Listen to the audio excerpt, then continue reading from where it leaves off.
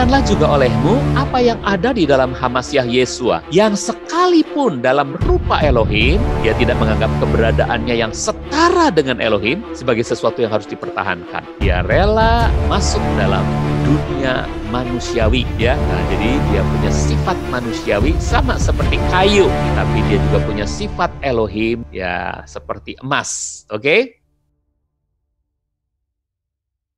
Oke, sekarang kita akan masuk pada makna rohani. Yang lalu sebetulnya kita sudah, belum. Sekarang kita memasuki makna rohani yang pertama. Makna rohani yang pertama itu dari mejanya dulu. Nanti yang kedua itu dari rotinya. Ya, ini kan kita sedang membahas meja roti sajian. Jadi makna apa saja yang kita bisa ambil dari mejanya? Ya, yang pertama, dari meja ini ada makna perkenanan Tuhan, perkenanan, diperkenan, gitu ya. Jadi begini, Ibu Bapak dan Saudara, meja, ya, dari meja roti sajian itu merupakan lambang perkenanan. Misalnya dalam makan sehidangan dengan raja, 2 Samuel 9 ayat 7 mengatakan, Daud berkata kepadanya, janganlah takut, sebab aku sesungguhnya hendak menunjukkan kebaikan kepadamu karena ayahmu Yonatan. Nah, siapa anaknya Yonatan di sini? Ibu Bapak dan Saudara tahu? Mephiboset, ya. Mephiboset yang kakinya timpang itu ternyata diajak makan bersama oleh Raja Daud sehidangan. Nah, aku akan mengembalikan kepadamu, Mephiboset, semua tanah kakekmu, tanahnya Raja Saul, ya. Ada di sini Saul. Dan untuk seterusnya, engkau pun harus makan sehidangan denganku. Betapa bermurah hatinya Raja Daud mengajak Mephiboset, putranya Yonatan itu, untuk makan sehidangan dengannya. Itu artinya Mephiboset diperkenan oleh raja. Nah, posisi Mephiboset itu sebenarnya gambaran dari kita, salah satu yang diperkenan oleh Bapa Surgawi kita. Ya, Bapa Surgawi. Oke. Nah, dalam 1 Raja-Raja 2 ayat yang ke-7, ada juga perintah Daud kepada Salomo seperti ini. Nah, ini gambar dulu, gambar Mephiboset, ya. Mephiboset yang timpang itu diajak makan oleh Raja Daud sehidangan. Jadi seperti anak raja gitu. Oke, kita pun begitu saudaraku, diangkat oleh Bapak Yahweh seperti anak raja. Nah, bisa makan sehidangan. 1 Raja-Raja 2 ayat yang ke-7, ini adalah perintah Daud kepada Salomo putranya. Dikatakan begini, selanjutnya engkau harus bermurah hati kepada anak-anak Barsilai, orang Gilead itu. Izinkanlah mereka, anak-anak Barsilai, ada di antara orang-orang yang makan sehidangan denganmu. Sebab mereka telah menyambut ayah pada waktu ayah melarikan diri dari Absalom, kakakmu. Jadi Daud pernah melarikan diri, dikejar-kejar oleh putranya sendiri, Absalom, yang hendak membunuh Raja Daud, dan pada waktu itu yang mengiringi Daud, ya, yang menyambut Daud itu adalah Barsilai. Nah, itu sebabnya Daud sangat menghargai Barsilai sebagai sahabat. Oke. Yang kedua, saudara, meja juga bicara tentang hati manusia. Kalau tadi meja merupakan lambang perkenanan, ya. Dan masih dalam rangka lambang perkenanan. Meja bicara tentang hati manusia atau loh. Karena dalam Amsal 3 ayat 3 dikatakan, kiranya kasih setia dan kebenaran tidak meninggalkan engkau. Kalungkanlah itu pada lehermu, tuliskanlah itu pada loh hatimu. Nah, loh hati ini, loh itu sama seperti meja gitu ya. Ya, loh batu itu seperti meja yang terbuat dari batu gitu ya. Nah, ini apa maksudnya? Hati seseorang itu menjadi penentu perkenanan Tuhan sebetulnya. Jadi kalau Tuhan berkenan terhadap seseorang, itu berarti Tuhan melihat hati. Ya, manusia melihat lahiriah, tetapi Yahweh melihat hati. 1 Samuel 16 ayat yang ke-7 mengatakan, tetapi Yahweh berkata kepada Samuel, jangan memandang penampilannya atau tinggi perawakannya, karena bukan dia yang aku pilih. Sebab Yahweh melihat tidak seperti manusia melihat. Sebab manusia melihat yang lahiriah, tetapi Yahweh melihat hati. Ingat Bapak, Ibu, dan saudara-saudari, hatimu yang dilihat oleh Bapa Surgawi, ya, oleh Bapa Yahweh. Demikian juga dalam Yeremia 17 ayat 10 dikatakan, ini gambar dulu, gambar bagaimana Daud diurapi oleh Samuel ketika Samuel harus mengurapi seorang dari anak Isai, salah seorang dari anak Isai. Isai berpikir yang paling gagah, ya, anak yang tertua atau anak yang kedua paling tidak, tapi ternyata anak bungsunya Daud, ya, yang diurapi oleh Samuel. Nah, artinya Samuel itu tadinya berpikir juga yang paling gagah, yang ya Eliab atau apa itu namanya ya. Tapi kemudian Tuhan bilang, aku melihat hati, dan Tuhan melihat hatinya Daud.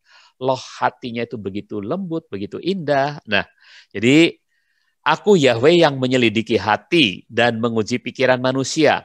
Aku membalas setiap orang sesuai dengan tingkah langkahnya, sesuai dengan hasil perbuatannya. Nah, kalau meja itu berbicara juga seperti hati kita, saudara-saudaraku, maka artinya apa? Artinya hati kita itu nggak boleh kotor. Meja itu tidak boleh kotor. Meja itu harus selalu bersih, meja hidangan harus selalu bersih. Ya, Yesaya 28 ayat yang ke-8, di sini Yesaya bernubuat kepada orang-orang Efraim, ya, di mana mereka telah mengotori meja mereka, ya. Karena itu semua meja mereka telah penuh dengan muntahan, kotor dan tidak ada lagi yang bersih. Meja hati mereka itu semua kotor, meninggalkan Yahweh Tuhan mereka, sehingga Efraim harus mengalami penghancuran. Ya, kerajaan Israel Utara itu dipimpin oleh suku Efraim itu mengalami kehancuran karena oleh bangsa Asyur karena mereka memberontak kepada Yahweh. Hati mereka kotor. Loh, hati mereka kotor, ya. Karena itu jangan biarkan kotor, saudara-saudaraku. Hati kita yang telah ditebus oleh Tuhan itu mari kita pelihara. Amsal 4 ayat 23 mengatakan, peliharalah hatimu dengan segala kewaspadaan, karena dari situ berasal pancaran-pancaran kehidupan. Nah, Bapak, Ibu, dan Saudara, alangkah indahnya perintah ini bagi kita. Mari kita pelihara hati kita, jangan sampai ada iri hati, jangan sampai ada culas, jangan sampai ada kecurigaan kepada Tuhan, ya.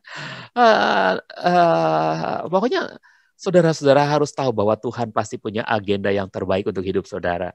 Karena itu hati yang terpelihara adalah hati yang bisa bersyukur, ya, hati yang bisa menerima, hati yang tulus, hati yang penuh integritas, jujur gitu. Itu hati yang terpelihara. Ibrani 10 ayat 22 mengatakan, nah, ini hati kita harus semurni ini, ya. Lihat saudara-saudara, ya, tetesan air ini tetesan air atau air yang keluar, ya, itu bening sekali, ya, indah sekali. Nah, maka marilah kita mendekat dengan hati yang tulus, yang telah dibersihkan dari hati nurani yang jahat, dan tubuh kita pun telah dibasuh dengan air yang murni dalam jaminan sepenuhnya dari iman. Ibrani 10 ayat 22. Mari kita mendekat kepada Tuhan, karena kita dalam anugerah Tuhan, Tuhan beri kekuatan untuk menjaga hati kita. Jadi kita dengan hati yang tulus, kita bisa datang kepada Tuhan. Dengan hati yang telah dibersihkan oleh kuasa Roh Kudus yang bekerja di dalam kita, maka kita bisa menghampiri tahta hadirat Tuhan. Dan itu adalah persekutuan yang amat indah, saudaraku. Perkenanan dari Tuhan yang luar biasa. Oke, dalam gereja, persekutuan yang dikenan Tuhan terhadap umatnya terwujud melalui perjamuan Tuhan. 1 Korintus 10 ayat 16, ya, ini gambarnya perjamuan Tuhan ini adalah persekutuan yang paling indah yang bisa dialami oleh saudara dan saya, karena kita sehidangan dengan Tuhan. Oke, Tuhan yang menyediakan, itu sebabnya disebut perjamuan Tuhan.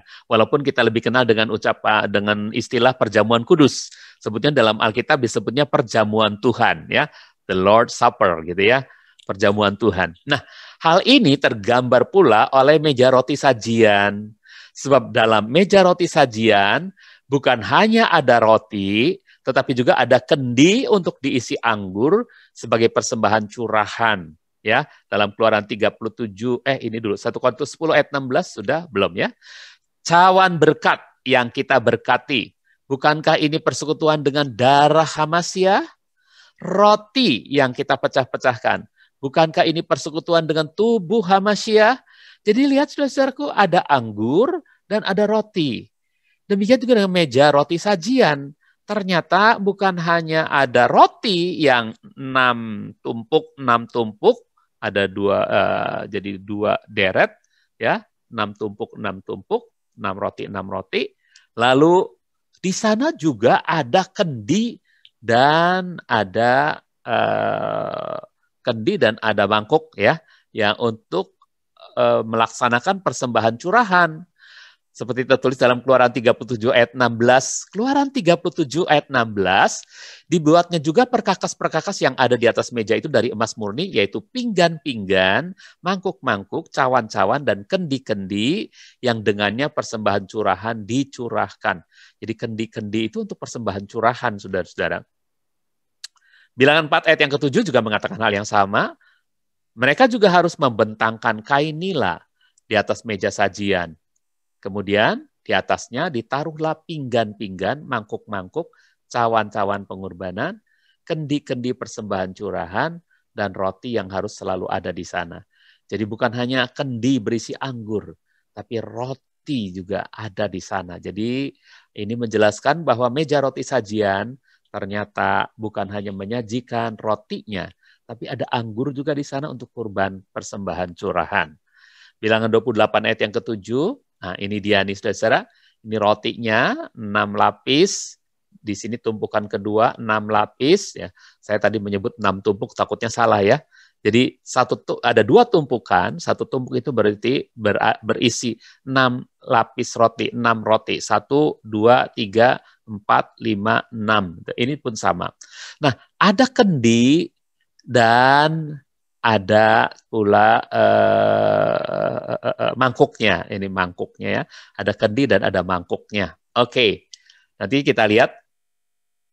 Sebagai persembahan curahannya untuk setiap anak domba adalah seperempat hin anggur tua yang harus kau curahkan bagi Yahweh di tempat kudus. Jadi apa yang disebut persembahan curahan? Persembahan curahan itu kadang-kadang digabungkan dengan persembahan-persembahan lainnya. Tadi ada persembahan bakaran, yaitu seekor anak domba ya. Setiap anak domba yang dibakar itu ternyata ketika harus sampai diperkenan oleh Tuhan, maka harus ada persembahan curahan. Persembahan curahan itu dilaksanakannya di mana? Di tempat kudus, saudara. Persembahan curahan itu dilaksanakan di tempat kudus. Nah, ketika pelaksanaan persembahan curahan di tempat kudus, bukan di halaman, berarti yang dicurahkannya adalah anggur. Kalau di halaman, yang dicurahkannya adalah darah, ya. Tapi kalau di tempat kudus, itu berarti anggur.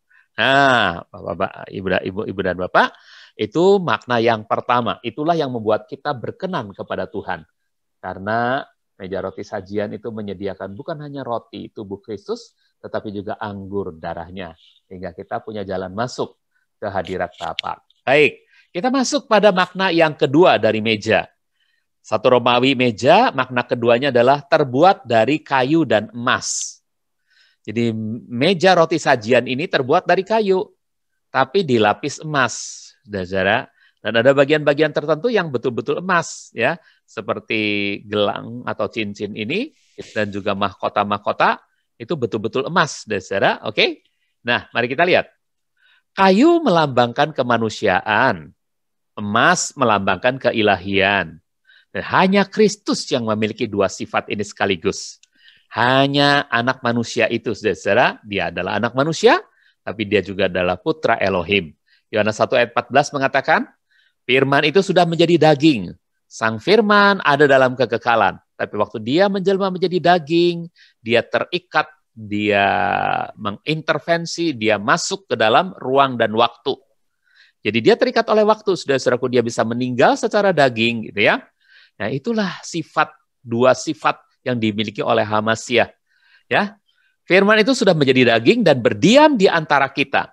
Kita sudah melihat kemuliaannya, yakni kemuliaan sebagai putra tunggal Bapa, penuh anugerah dan kebenaran. Filipi 2 ayat 5 dan 6 juga mengatakan hal yang sama bahwa, nah gini ya, pikirkanlah juga olehmu apa yang ada di dalam Hamasyah Yesua, yang sekalipun dalam rupa Elohim, dia tidak menganggap keberadaannya yang setara dengan Elohim sebagai sesuatu yang harus dipertahankan. Dia rela masuk dalam dunia manusiawi, ya. Nah, jadi dia punya sifat manusiawi sama seperti kayu, tapi dia juga punya sifat Elohim, ya seperti emas. Oke?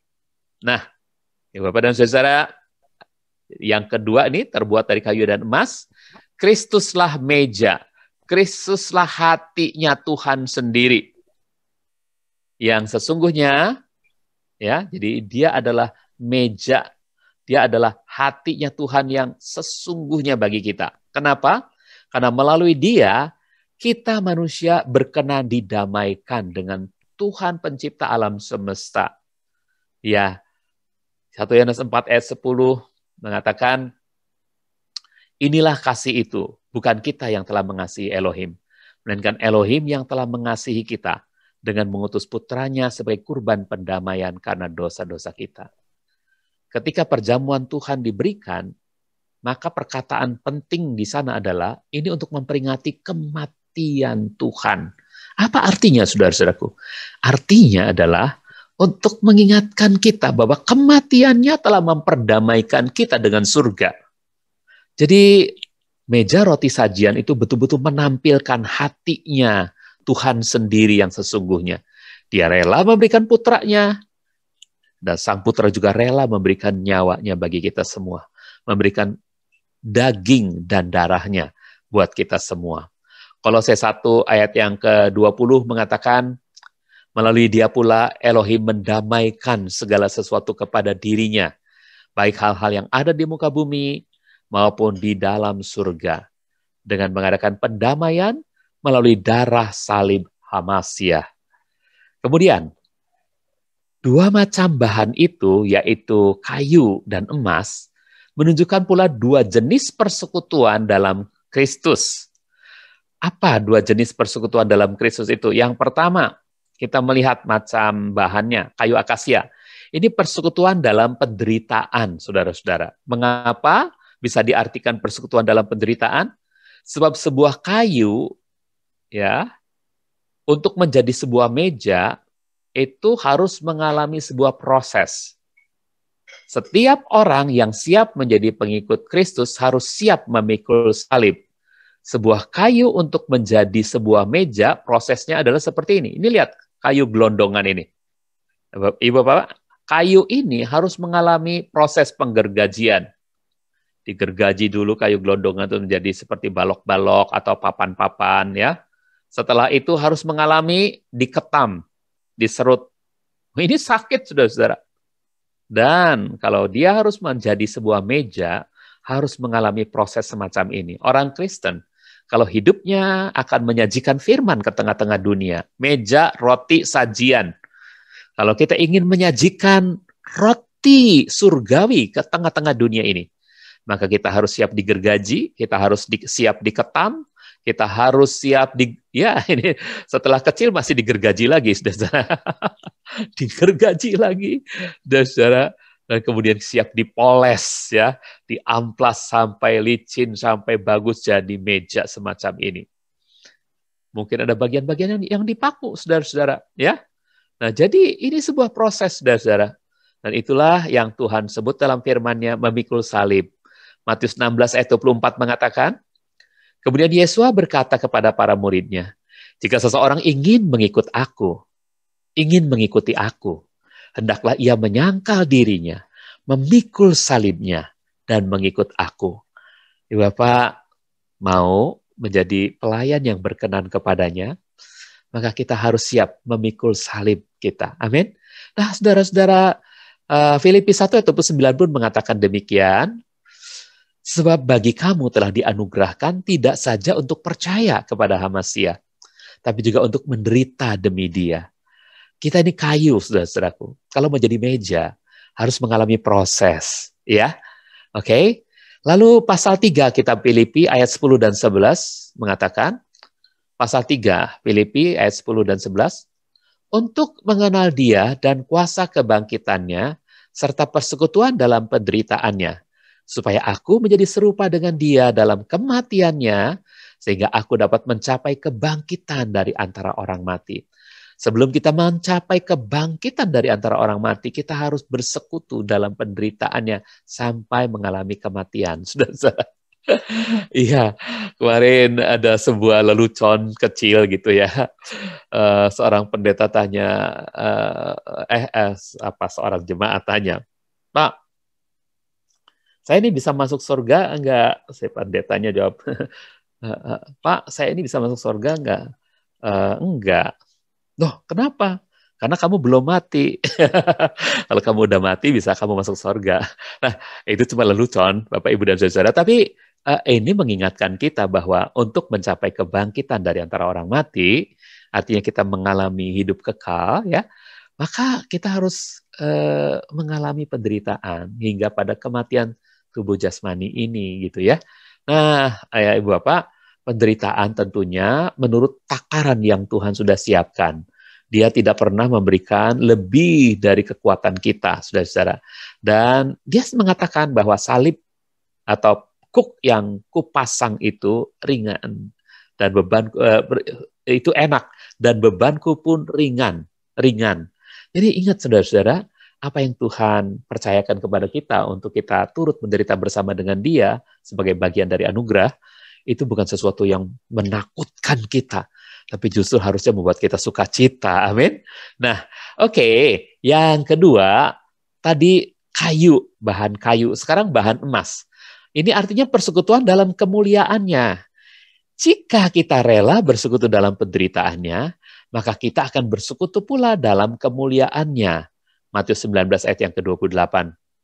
Kata Yesus kepada mereka, sesungguhnya aku berkata kepadamu, pada waktu penciptaan kembali, ketika anak manusia duduk di atas tahta kemuliaannya, kamu yang mengikuti aku juga akan duduk di atas 12 tahta, menghakimi ke-12 suku Israel. Bayangkan, saudara, sebuah kemuliaan yang luar biasa akan kita alami apabila kita telah turut menderita bersama dengan Dia.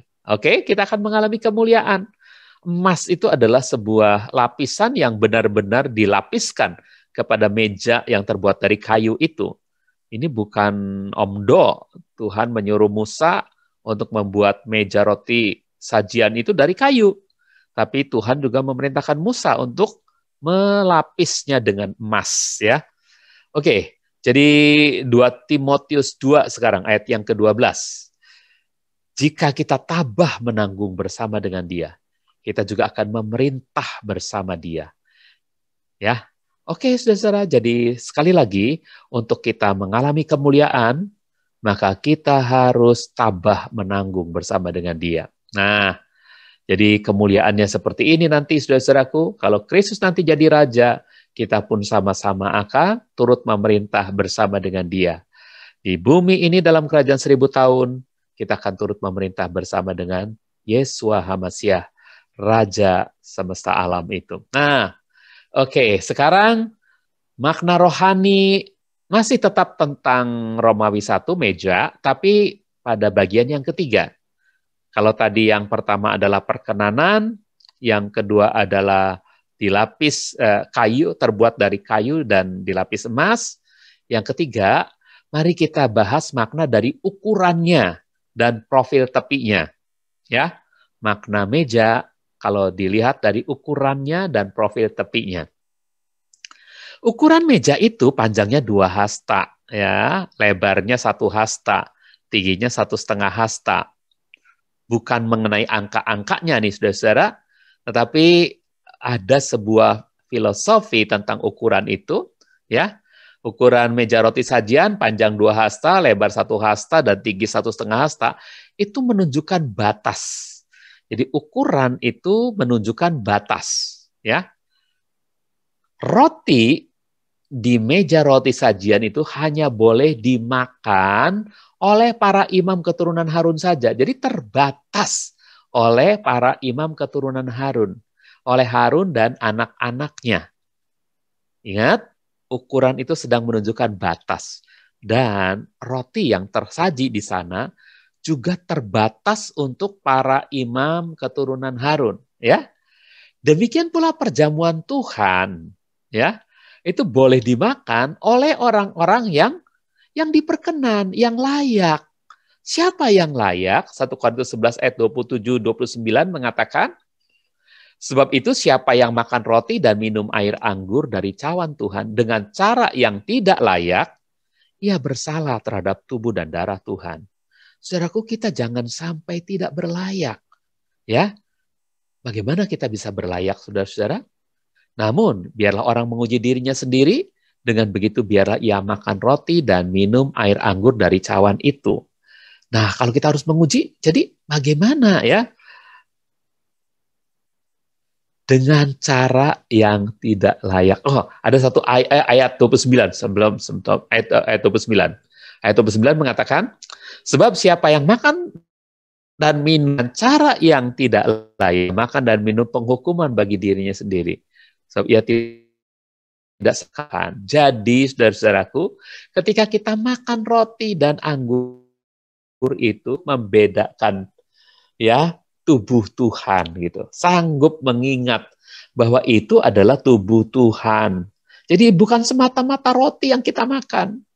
Ya, bukan semata-mata anggur yang kita minum, tapi di dalam tubuh yang tercabik-cabik itu ada dagingnya Tuhan dan ada darahnya Tuhan gitu.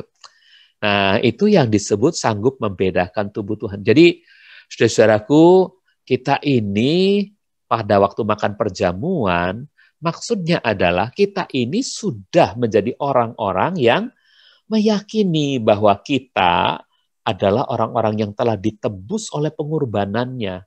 Jadi waktu kita makan roti, itu kita sedang memperingati bahwa kita telah diberi makan yang sesungguhnya, yaitu dagingnya Kristus itu terpecah-pecah gara-gara kita.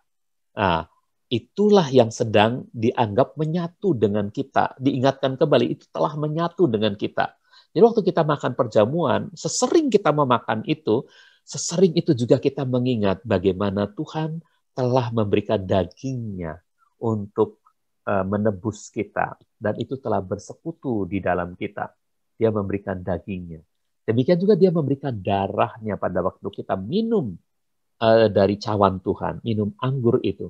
Kita sedang menikmati persekutuan dengan darahnya.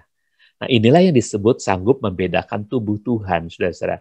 Dan inilah adalah orang-orang yang layak. Orang-orang yang layak yang sanggup membedakan tubuh Tuhan itu karena apa? Karena anugerah. Bukan karena dia berjasa, bukan. Tapi karena dia dipilih Tuhan dan dia merespons pilihannya Tuhan. Oke? Saudara, tapi harus ingat juga bahwa kasih anugerah Tuhan memang tiada batasnya, betul kan? Loh, kenapa kok orang minum perjamuan harus dibatasi? Ya, dibatasi dengan apa? Dengan validitas atau dampak terbatas. Itu hanya bagi orang yang percaya dan menerima dia. Orang yang tahu membedakan tubuh Tuhan. Tubuh Tuhan itu tidak seperti tubuh manusia pada umumnya, tidak. Itu adalah tubuh yang telah dikurbankan bagi kita. Tubuh yang tercabik-cabik dan darahnya terkuras habis dari tubuh itu untuk kita. Itulah orang yang dapatkan validitas. Itulah orang yang mendapatkan dampak dari pengorbanan Hamasiah di atas kayu salib. Saudara, sekali lagi, coba ingat, terbatas. Oke, terbatas. Hanya para imam keturunan Harun. Pak, tapi kan anugerah tidak terbatas, Pak. Kan kita sekarang sudah jadi imam-imam yang rajani. Berarti kita boleh dong makan. Boleh, tapi bukan imam-imamat yang rajani cuma sebutan saudara.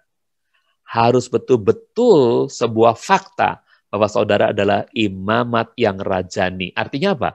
Artinya saudara mengalami validitas dan dampak pengorbanan Yesua di kayu salib itu.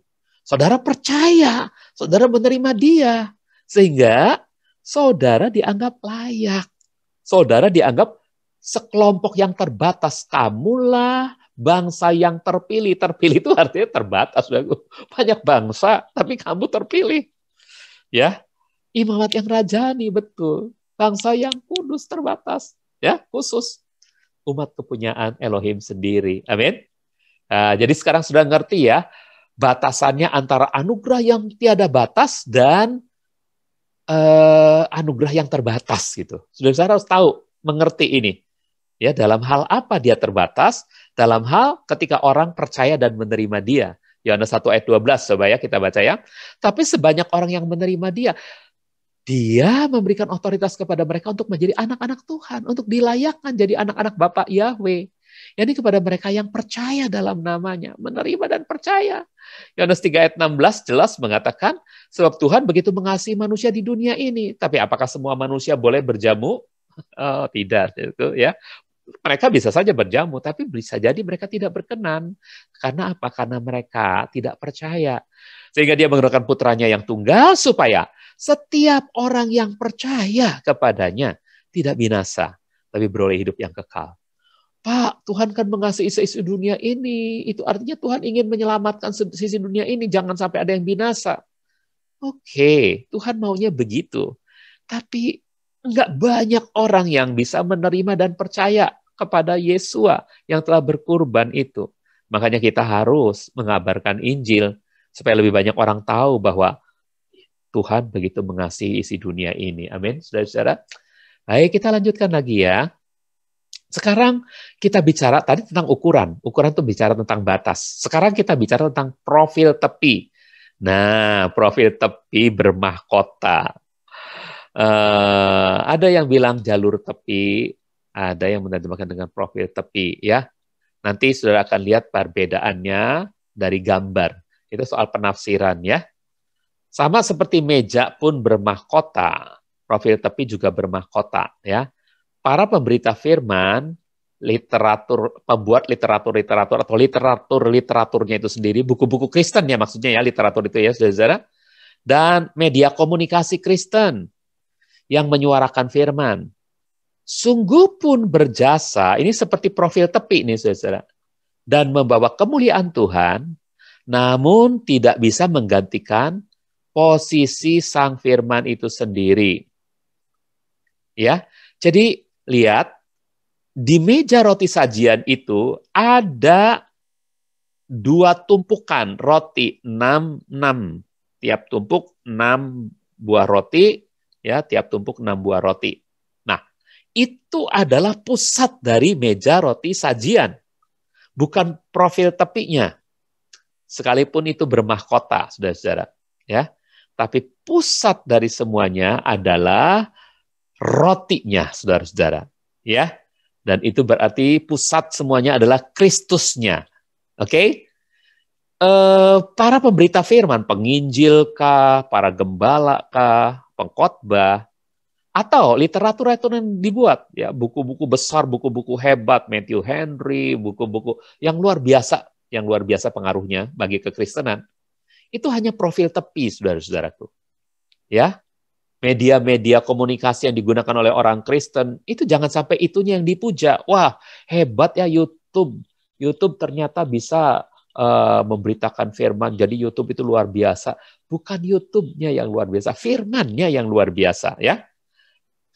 Mengapa orang bisa dijamah? Kalau firman yang diberitakan melalui YouTube itu adalah firman yang betul-betul dijunjung tinggi, disajikan dengan sedemikian rupa, tepat pada waktunya dan pada orangnya, maka saudara-saudara, itu yang menjadi luar biasa. Jadi yang luar biasanya adalah 6 tumpukan roti-roti itu ya, 2 tumpukan berisi 6 roti itu ya. Oke, jadi sungguh pun berjasa dan membawa kemuliaan Tuhan, namun tidak bisa menggantikan posisi sang firman itu sendiri. Karenanya sangat tabu jika berita firman tidak meninggikan sang firman, tetapi memuliakan sang pemberita, memuliakan literatur, memuliakan media-media komunikasinya. Ya, itu tabu sekali buat kita. Jangan sampai terjadi, saudaraku. Waktu khotbah, jangan selalu bilang saya hebat, saya. Oh, jangan, saudara-saudara. Mari kita muliakan Yesus. Yesus yang hebat ya. Oke. 1 Petrus 4 ayat 11. Nah, ini dulu, ini lihat. Yang utama itu rotinya, bukan mahkota yang hebatnya ini, profil tepinya bukan, tapi rotinya ya. Oke. Kita baca 1 Petrus 4 ayat 11. Jika seseorang berbicara, biarlah perkataannya seperti perkataan Tuhan. Ini firman-Nya yang paling penting. Ya, jika seseorang melayani, biarlah pelayanan itu berasal dari kemampuan yang Tuhan salurkan, supaya dalam segala hal Tuhan dapat dipermuliakan melalui Yesus Kristus. Maaf. Bagi Dialah kemuliaan dan kekuasaan sampai selama-lamanya. Oh, saudara-saudara, mari kita kembalikan segala pujian, segala hormat, segala kemuliaan hanya bagi Dia, ya. Ingat itu Roma 12 kalau nggak salah bagian Roma 11 ya, bagian akhir ya. Ya, dari dia, oleh dia, kepada dia segala kemuliaan harus kita berikan. Amin. Nah, saudara-saudara, ini adalah makna yang ketiga dari bagian 1 meja ya. Nanti ada bagian 2 roti, tapi sekarang masih bagian 1. Nah, kita sedang membahas makna dari ukuran dan profil tepinya. Selesai, lalu kita masuk pada bagian yang bingkai atau mahkota emasnya. Oke, ada 2 bingkai emas berbentuk mahkota. Satu pada permukaan meja, satu lagi pada profil atau jalur tepi. Nah, sekarang ayo kita bedakan yuk jalur dan profil ya. Karena ada yang Bill menerjemahkan profil, tapi banyak banyak yang menerjemahkan jalur ya, jalur.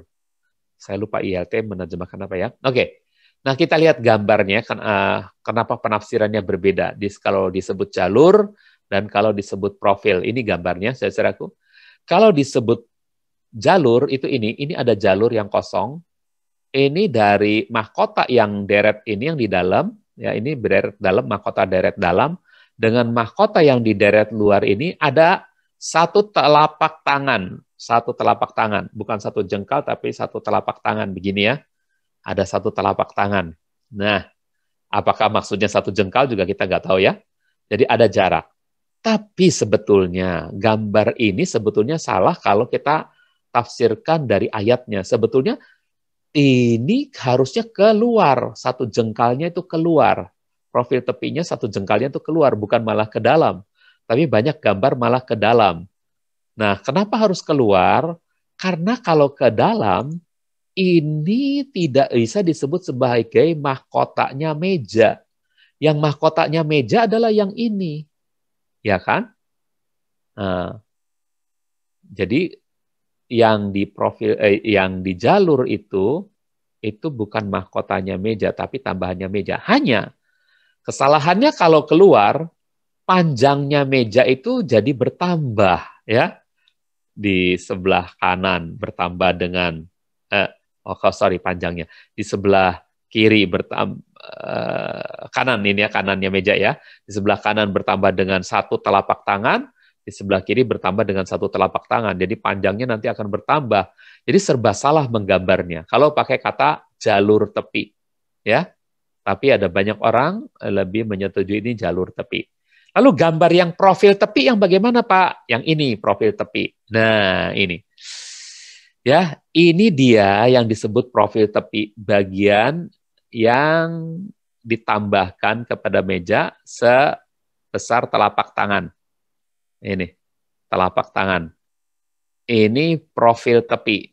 Nah, kalau di mejanya ada mahkota, kalau gambarnya seperti ini, maka profil tepinya mahkotanya menghadap ke bawah. Begitu.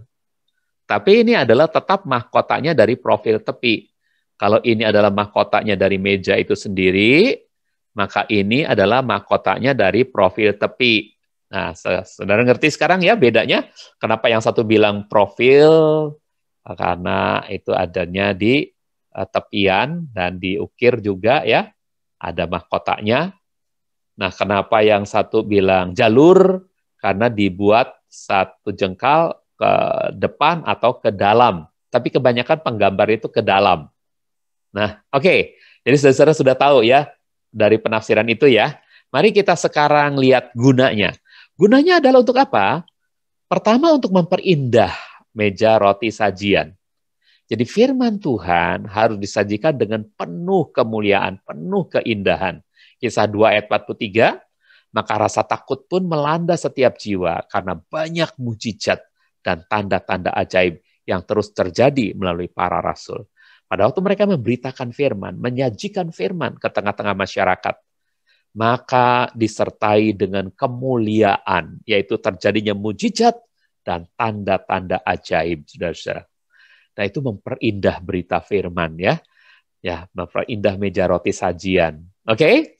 Yang kedua, bingkai atau mahkota tersebut fungsinya atau gunanya adalah untuk menjaga agar roti dan perkakas-perkakas tambahan lainnya tidak jatuh dari meja. Jadi, nggak ada gambarnya. Oke. Jika meja menunjuk pada Kristus, maka dua mahkota menunjuk pada Bapa dan Roh Kudus. Inilah Trinitas yang menjaga dan meneguhkan pelayanan kita dalam memberitakan firman.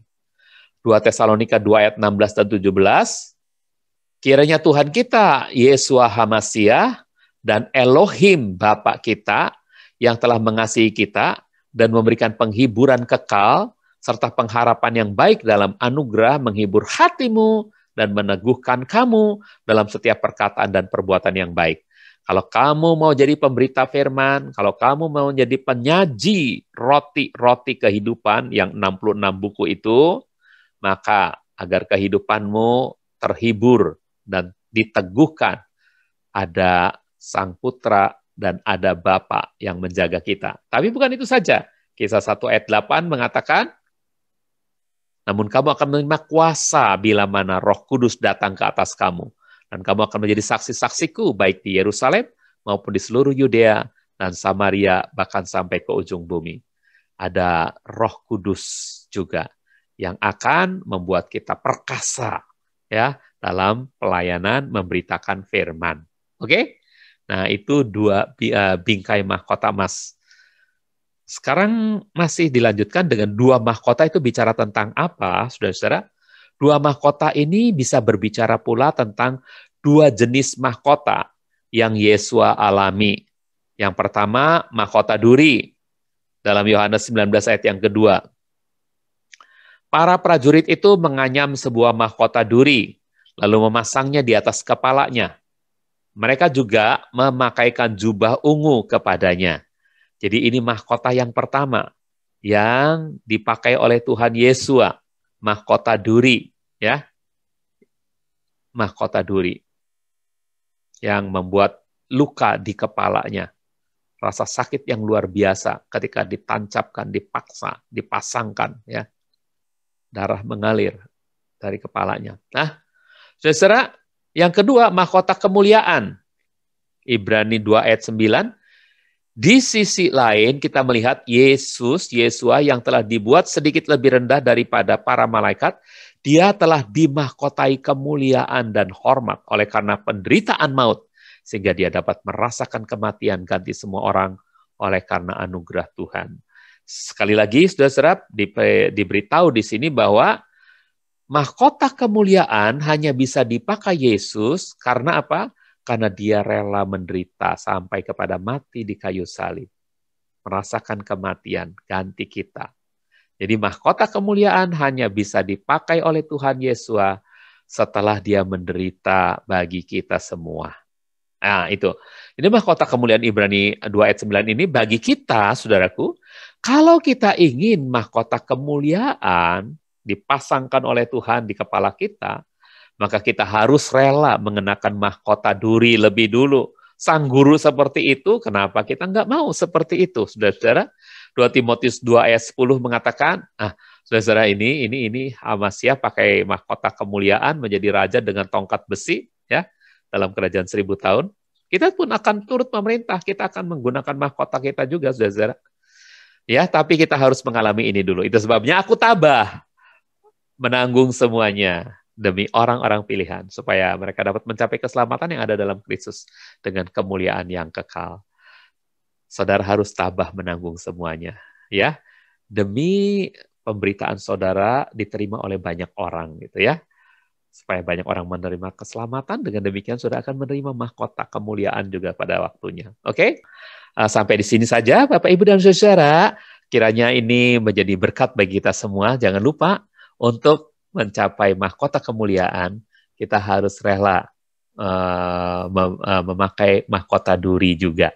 Tapi ingat, sengatnya, sakitnya dari mahkota duri itu, mautnya sudah ditanggung oleh Hamasiah Yesua. Ya, maut kekalnya sudah dia yang tanggung. Ya, kita hanya maut kematian jasmania saja, bukan kematian rohania. Amin. Tuhan memberkati kita semua. Sampai jumpa pada Jumat yang akan datang. Ibu, Bapak, dan saudara-saudari, kiranya Tuhan terus menyemangati saudara untuk lebih lagi menjadi meja roti sajian, menyajikan firman kepada lebih banyak orang dan berdampak luar biasa. Amin. Tuhan memberkati.